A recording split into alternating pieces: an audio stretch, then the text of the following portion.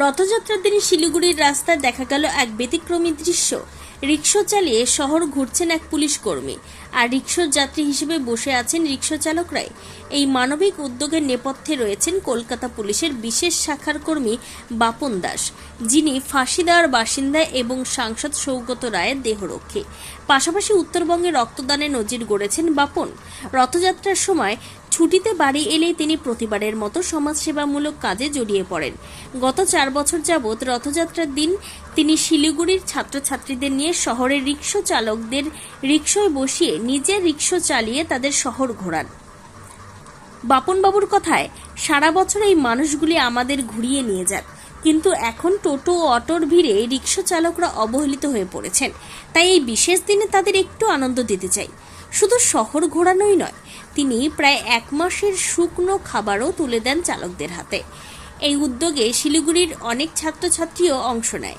তারা একসঙ্গে রিকশা ভাগ করে চালান। রিকশা চালকদের আনন্দ দেওয়াই তাদের মূল লক্ষ্য। পথ চলতে সাধারণ মানুষও অবাক হয়ে যান এমন দৃশ্য দেখে। এক রিকশা চালক মোহাম্মদ তসলিমউদ্দিন বলেন, সারা বছর মানুষের তুই-তোকারি গালিগালাজ শুনতে শুনতে আমাদের জীবন পার হয়, কিন্তু বছরে একদিন হয়তো আল্লাহর দূত হয়ে তিনি আসেন। আমরাও অপেক্ষা করি কখন ওই মানুষটি আসবেন। সত্যি, এমন মানুষ সচরাচর দেখা যায় না। আমরা রিকশা চালক বলে আমাদের কেউ মূল্য দেন না। পাশাপাশি টোটো অটোর জন্য আমাদের ভাড়া খুবই সামান্য, যেন বাড়িতে ঠিকমতো উনুনও জ্বলে না।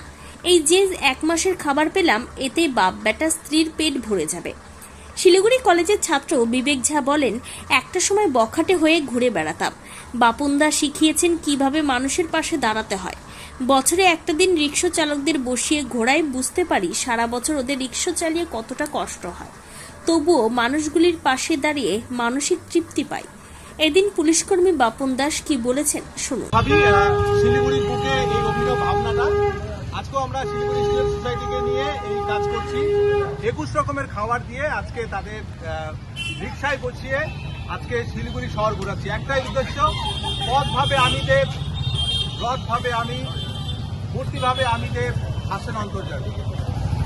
রথযাত্রা মানেই আনন্দের দিন, কিন্তু এই পুলিশকর্মীর মাধ্যমে সেই আনন্দ ছড়িয়ে পড়ছে সমাজের এমন এক অংশে যারা সাধারণত উপেক্ষিত থাকেন। সত্যি, মানবিকতার এমন নিদর্শন আরও বেশি করে সমাজে ছড়িয়ে পড়ুক। শিলিগুড়ি থেকে মানিক বিশ্বাসের রিপোর্ট, টাইমস 14 বাংলা।